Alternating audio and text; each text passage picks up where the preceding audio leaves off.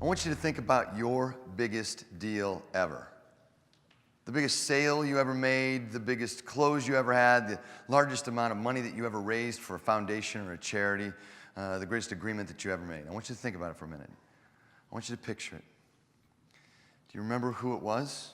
Yes? Nod? Do you remember how big it was? Do you remember when it was or what problem you were solving? When I get the opportunity to talk to people about landing their biggest deal ever in business context, no one is without an answer. Everyone has their, within 30 seconds, answer to that question. It's a watermark. It defines us. It is the pinnacle of our performance. It represents for us what is possible. And every time you close your biggest deal ever, that next one, the one after that, and the one after that, you redefine what you believe is possible. Now, I've had the privilege of leading 4 very fast growth companies that grew from less than $10 million in size to greater than $100 million in size in revenue.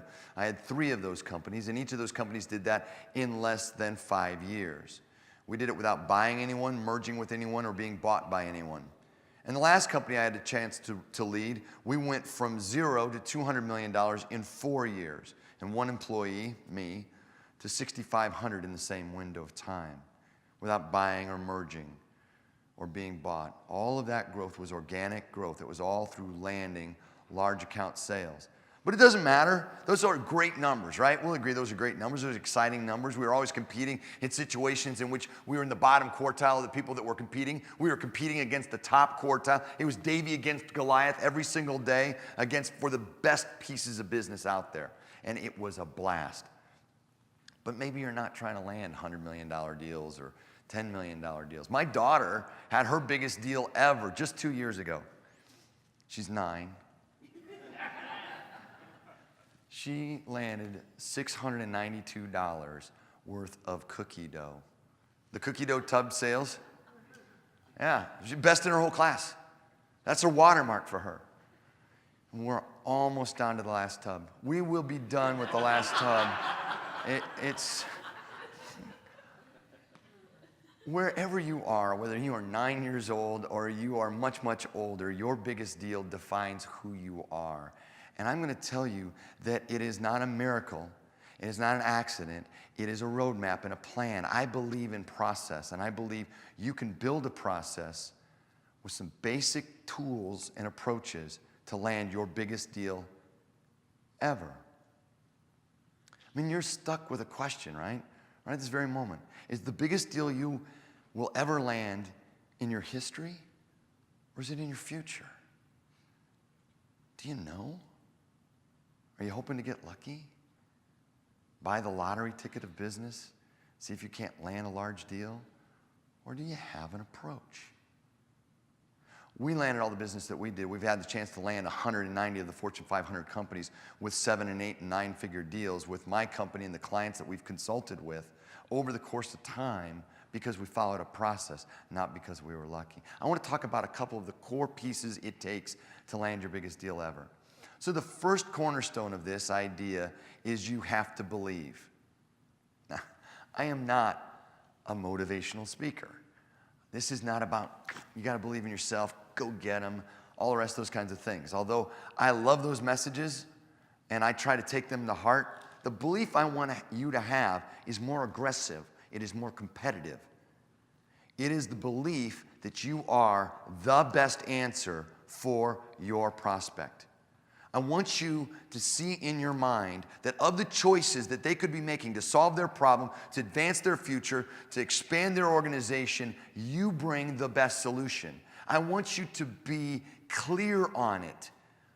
When we do visioning sessions around a deal, a big deal, we put on the board all of the stakeholders, their employees, their customers, their shareholders, their executive team. And then we try to create every single answer to the question of why our solution is best for each of those particular groups. When you are on fire for the uniqueness of your solution to their problem, not about the fact that they're the biggest deal to you, but in fact you're the best solution for them, it transforms the window and the lens through which you look at that opportunity. when you walk into those particular deals, it gives you confidence. One of the deals I had an opportunity to do in the course of my career was my truly biggest deal ever. It was a $400 million deal. And I was leading at that time a $42 million company. We were competing with some folks you may have heard of, EDS, IBM. They had divisions, no, they had offices that were bigger than my entire company, right?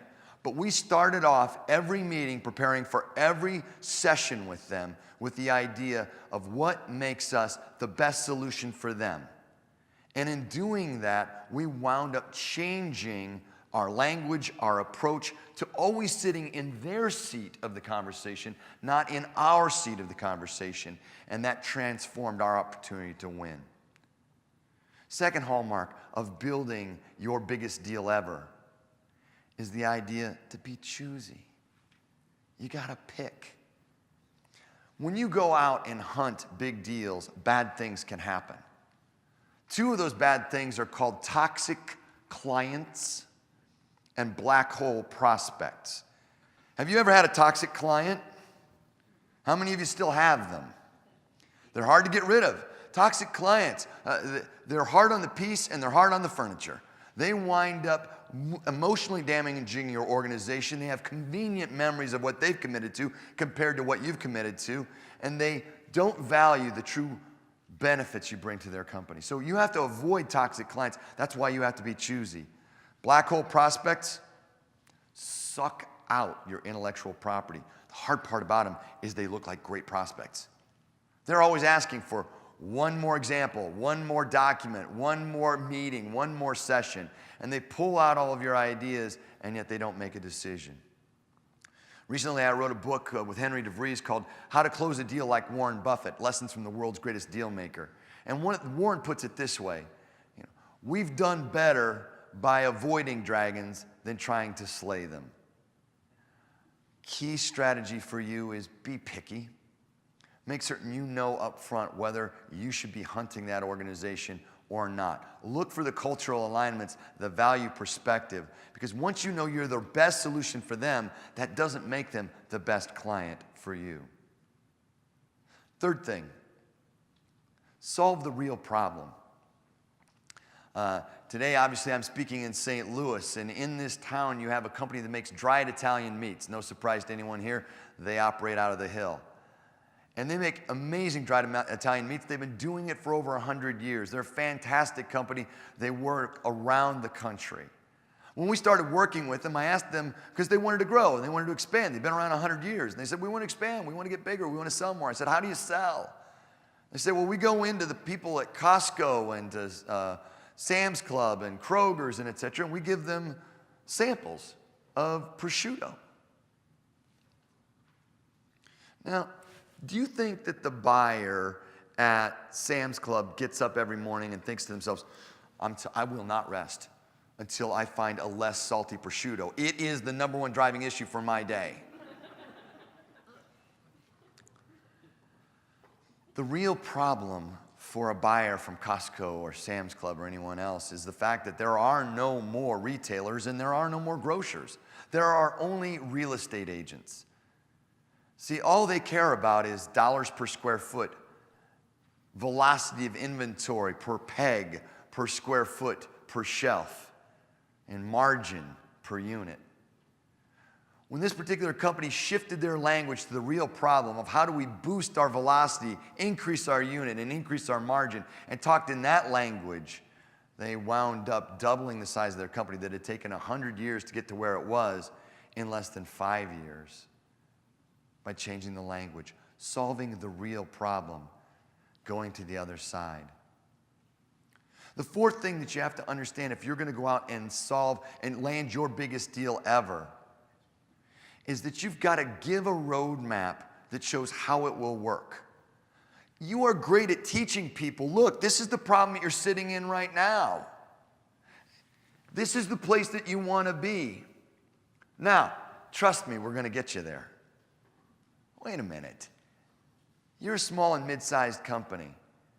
That trust me thing doesn't work with the brand equity compared to your biggest competitors out in the marketplace. They get the little bit of grace that says, oh, you're XYZ company, you're a Fortune 500 company. I'm sure you've got processes. I'm sure you've got systems. I'm sure you've got a way to get us from where we are to where we're going. They don't get asked that question. You do. If you want to be successful in your biggest deal ever, you have to paint the roadmap of how does this work? What are the steps along the way that will prove that it will work? Are there off-ramps for me if we wind up having a misstep? And are there case studies that will prove to me and to everyone else that I'm talking to inside of my own organization that we picked the right partner? We're so busy talking about the why you should change to us that we forget that the real problem is the how will I get through it? And by having that roadmap for the how, you take away the fear that keeps them from making the good decision. See, I've sat in a lot of big boardrooms, in a lot of sales pitches, and I can always tell what the fulcrum is of why they're going to make the decision. They all want to go with the smaller company. It's not a big surprise that they like the innovation, the personalization, tailoring, and customization that you bring, the personal commitment. And yes, they get your culture. And they get right up to the edge. And then they say, but I'm scared. How will this work out? I'd better go with the big company. I'd rather go with the small company. See, and that's such a big secret. Big companies love to buy from small companies who feel safe like big companies. One of the ways that you make people feel safe, give them a roadmap of how they're going to get from here to there. Fifth tenet, very important to understand. If you know that you are the best solution for solving the problem, if you've got a clear picture that they are the right company, that they are worthy and ready for the gift of working with your firm, if you've got a roadmap to provide for them, then you need to hunt heavy. Hunting heavy means bringing enough of the people from your organization to peer sell to the people from their organization. Remember, what keeps you from winning is not their excitement about you, but their fear. And so the IT people need to talk to the IT people, and the operations people to the operations people, and so on down the line. The people that are involved in your biggest deal, there will be a large group on their side asking the questions, challenging the idea, and confirming that it will work. They need to talk to your group of people from your side. If you can figure out a way to match those people up in that process and hunt heavy, then you have a better chance of winning. In the chances that I've had to land big deals, and I've had lots and lots of opportunities, we've landed over $5.2 billion in business ourselves and the hundreds and hundreds of clients that we've worked with. What we have found is that when you change these basic principles, you can go out and land your biggest deal ever. You know, John McEnroe had to give up tennis at some point. Michael Jordan hasn't played professional basketball in a decade. Kobe Bryant is going to wind up retiring. See, their best times, their best performances, the things that they've done were limited by their physical bodies and at what point that those gave out on them. Their best day ever is behind them. And it will be for almost everybody who plays in any sport or any activity. But us, age favors us. Our experience, our background and knowledge and wisdom, you get to play this game forever if you want to. So you got to ask yourself this question. Is my biggest deal ever behind me in the dusty trophies in the garage like your high school awards? Or is your biggest deal ever in front of you? I wish you luck. Go make your biggest deal ever. Thank you.